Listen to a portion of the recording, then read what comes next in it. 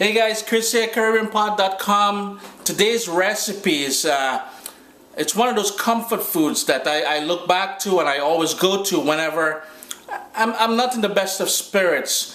I felt violated this morning by a mechanic at the garage. He's pretty much raped my wallet, so I thought I'd come home and make some stewed chicken, and in doing so I recorded it for you guys. Now this is a take on an older video that I had posted before.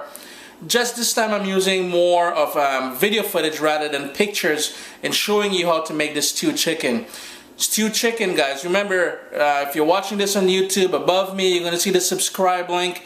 Below is where you leave your questions or comments or anything like that, and give it a thumbs up, guys. I'm just going to give you a peek at the stewed chicken. It's cooking away here now. It's totally different, and if you're wondering if it's the same as Jamaican brown stewed chicken, it's totally different. This one is a Trinidadian dish. I'm sure it's popular throughout the islands as well. Stewed chicken, guys, enjoy. I'll quickly run through the ingredients here before we actually get to amounts and everything for the stewed chicken. In this bowl I've got 4 pounds of chicken, which I've removed most of the skin. I've cut it up into pieces. I've removed all the fat that I could. But basically what I have here is some chicken legs and as well as some chicken wings that I've cut up into pieces. I then, like I said, I trimmed it and then I washed it with some lemon juice and water, and then I drained it all out. If you don't have lemon juice, feel free to use lime juice or vinegar. The whole idea now is to have it nice and drained. Here what I've got is all the other ingredients that we're going to be using for the stewed chicken, and you'll notice I have a lot of herbs and stuff here, but I'll quickly show you guys. Traditionally I have homemade green seasoning that I usually use, but being that it's not something that everyone has, I'm just going to quickly go through the herbs and seasoning that we're going to use for making the stewed chicken. Now remember, if you're using the homemade green seasoning, just use about a tablespoon or so. If you don't have the green seasoning, this is what you'll use to replace the green seasoning. I got some scallions here. I'm going to use 2 of these. Some cilantro. I'm going to use maybe about 2 tablespoons chopped. Now, the only reason why I'm using cilantro is because I don't have shadow benny. If I had shadow benny, I'd be using that. Also, if I had broadleaf thyme or Spanish thyme, I'd be using that as well. I've got some fresh thyme here I just picked from the garden. Some parsley. I'll be using maybe about 1 tablespoon of chopped parsley, 1 tablespoon of chopped thyme. I've got an onion, 4 cloves of garlic, a tomato, some Worcestershire sauce. I can never pronounce that word. Some fresh ground black pepper. I've got some ginger here, some pureed ginger, some salt. We'll also need a cup, I'm guessing about a tablespoon and a half of brown sugar, as well as a couple tablespoons of vegetable oil. I'm just going to go ahead and now chop all these things up, and then I'm going to show you the exact amounts for seasoning and marinating the chicken for stewed chicken.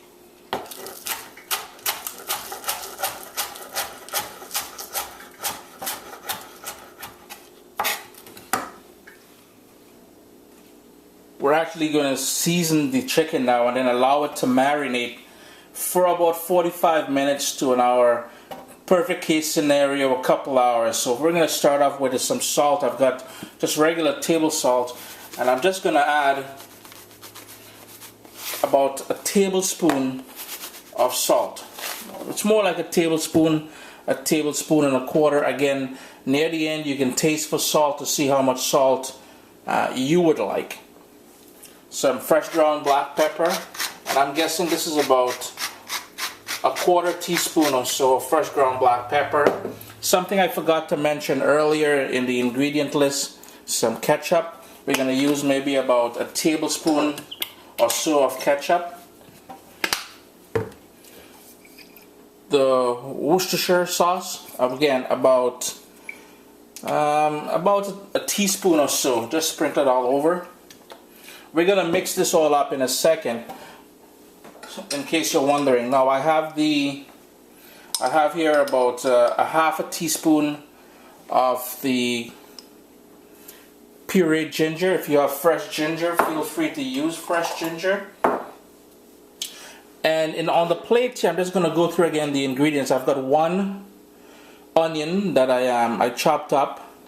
Over here I got about a teaspoon of parsley. Here I've got 2 tablespoons of cilantro, 1 tomato, 2 tablespoons or so of scallions or green onions. I'm not sure how, spring onions, I'm not sure how you guys refer to it. 4 cloves of garlic, which I chopped up, about a tablespoon of fresh thyme, and something else here that I forgot to mention earlier, hot pepper. I mean, it won't be from the Caribbean if there isn't hot pepper. I've got half of a habanero pepper in here, and I've got the seeds. Remember, you can control the heat by not putting the seeds in there. I'm just going to empty everything into here. So pretty much everything's just going to go in here, and then using my hands or a couple spoons or something, I'm just going to mix it all up, and then I'm going to sit it to marinate for about 45 minutes at least. The chicken's been marinating now for about 45 minutes. Actually, it's closer to an hour I've had mine marinating in the fridge. I took it out for the last 5 minutes, 5-10 minutes, just to bring it up to room temperature. One thing I forgot to mention, guys, when seasoning your chicken, I've seen people add a ton of different things to their seasoning mixture. Now, this is totally up to you, but one of the more common things I've seen people add is mustard. So if you like that sort of earthy, fiery taste of mustard, you can add maybe about a 1/4 teaspoon of prepared mustard, or even dry mustard, whichever is your thing. I'm just going to switch over here now. And what I have here is a heavy pot, and guys, it's very important that you get a heavy iron Dutch, sort of one of those Dutch pots, those Dutch ovens I think they're called, for making this. The reason why is we're going to caramelize some sugar, and with the heavy sort of pot, you get that beautiful brown color that we're looking for because of the even distribution of heat and everything else. So in this pot now, I have it here on a medium-high heat. I'm going to add a 1.5 tablespoons of vegetable oil. It's very important that you use an oil that can withstand a lot of heat. Something expensive or fancy like an olive oil or something like that, and like an extra virgin olive oil, you'll just be wasting your good oil on this. Just use a vegetable oil and you're good to go, guys. So I'm just going to heat up now a 1.5 tablespoons of vegetable oil. My pot is nice and hot now, so all I'm going to do is add a 1.5 tablespoons of vegetable oil. And before we get to actually caramelizing the sugar for this, that's the actual stewing process. You'll notice, besides, I think Jamaica is the only island that their brown stew chicken is totally different than the rest of the Caribbean. But this here is how we get, this is the stewing process. Now what I have here is a spoon with a very long handle, as you can see.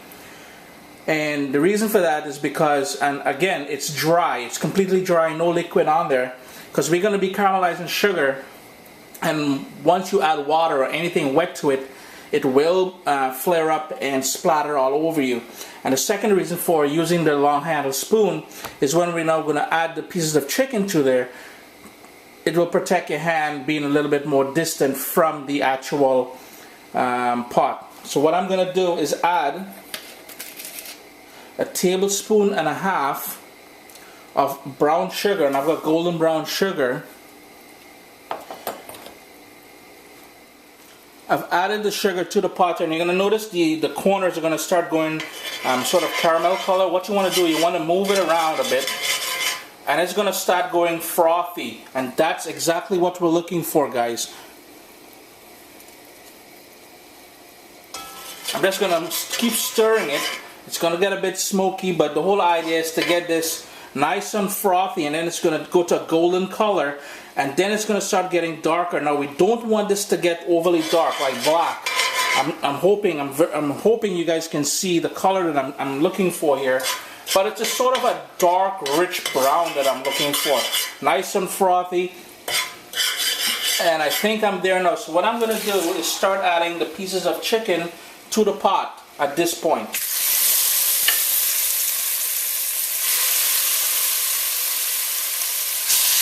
Now be careful when you're adding the chicken pieces to the pot because it can splatter back at you.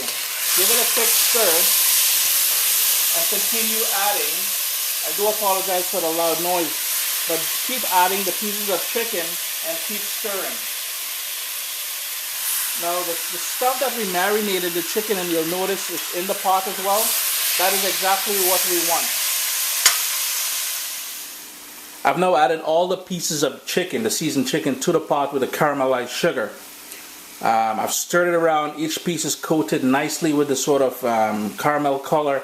I'm gonna bring this up to a sort of a simmer, put the lid on it, turn the heat down to maybe about a medium low heat, and allow that to cook for about 15 minutes. One thing I want to mention to you guys, in the pot we had the chicken marinating in the bowl. You'll notice quite a bit of the marinade is still there. Keep that. We're going to be using that. What I want you guys to do now is to add about 2 cups of water to this. We're going to be using this in about 15 minutes or so, but add 2 cups of water to this and set it aside. We will be using this. So all I'm going to do now is put the lid on this pot and let it cook for about 15 minutes. It's been about 15 minutes now, guys, and as you can see, the chicken has sprouted a lot of its own liquid. Every 5 minutes or so I came in and I stirred it. I gave it a good stir. As you can see on the bottom here, there's quite a bit of liquid. Now what we're going to do, remember all this while we've had it sort of slow cooking, we're going to turn up the heat and we're going to burn off all of that liquid that accumulated from the sort of with the lid on. With the lid off now for the next 5 minutes, so we're going to burn off all that liquid when there's no more liquid in the pot.